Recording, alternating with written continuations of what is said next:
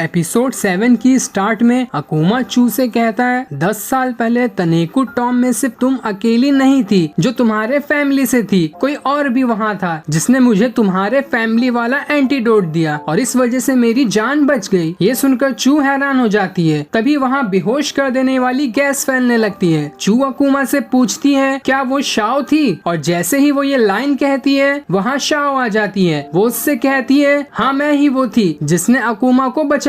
Shao को देखकर हान जल्दी से उसके पास जाने लगती है, पर बेहोशी वाली गैस की वजह से वो बेहोश होने लगती है। फैंग लियो उसे बचाने जाता है पर वो भी बेहोश होने लगता है और देखते ही देखते सारे लोग बेहोश होना शुरू हो जाते हैं। शाओ हान से कहती है मैं इस टाइम का पिछले 20 साल से इंतजार कर रही थी कि कब मैं चू का खेल खत्म कर दूं। वो हान को चाकू देकर कहती है मार दो इसे, लेकिन हान उसे समझाती है माना कि चू ने हमारे साथ गलत किया पर वो बस गुस्से की आग में अंधी हो गई थी। मुझे आप दोबारा मिल गई हैं, इसलिए अब मैं आपको फिर से खोना नहीं चाहती। मैं चाहती हूँ आप, मैं और फैंग लियो यहाँ से चले जाएं। लेकिन हान कहती है ऐसा कभी नहीं हो सकता। जब तक चू जिंदा है मैं चैन से नहीं बैठ सकती। मैंने उसके बहुत जुल्म सहे हैं। वो हान का हाथ पकड़कर उसे चू के पास लेकर आती है और जैसे ही वो चू को मारने वाली होती है स्पिरिट मैसेंजर चाकू पकड़कर उन दोनों को जोरदार धक्का मारता है जिससे वो दोनों दूर आ जाते हैं। फैंग लियो हान को संभालता है और स्पिरिट मैसेंजर श्याओ को उसका नाम लेकर कहता है अब बस करो। ये सुनकर वो उससे कहती है तुम्हारी आवाज जानी पहचानी है, क्या तुम त्यान श्याओ हो? ये सुनकर चू भी हैरान हो जाती है। स्पिरिट मैसेंजर कहता है हाँ मैं त्यान श्याओ हूँ। वो चू से कहता है सब मेरी गलती थी, मुझे माफ कर दो, और इतना कहकर वो कमजोरी की वजह से नीचे गिर जाता है। चू उससे कहती है जब 3 साल पहले तुम पहाड़ से गिर गए थे तब मुझे लगा कि तुम मर गए, लेकिन वो कहता है जब मैं पहाड़ से गिरा था तब मुझे पता चला कि मैंने बहुत ही बड़ी गलती कर दी और मेरे गिरते ही तुम बस कुछ सेकंड में टेंशन की वजह से बूढ़ी दिखाई देने लग गई। सब मेरी गलती है। शाओ कहती है तो तुम आज भी बस चू को पसंद करते हो, जिस पर त्यान श्याओ कहता है मैं चू को पसंद करता हूँ लेकिन मैं तुमसे नफरत नहीं करता। मैं बस चाहता हूँ अपने आखिरी टाइम में हान को पता चल सके कि मैं कौन हूँ और वो मुझे एक बार फादर कहकर बुलाए। ये सुनकर हान हैरान हो जाती है। शाओ हान से कहती है तुम हैरान होगी कि आखिर ये सब क्या हो रहा है, तो ठीक है मैं तुम्हें एक कहानी सुनाती हूँ। वो उसे कहानी सुनाती है आज से 22 साल पहले इस आइलैंड पर 2 लड़कियाँ रहती थी, एक राजकुमारी जो कि चू थी और दूसरी सर्वेंट जो कि मैं थी।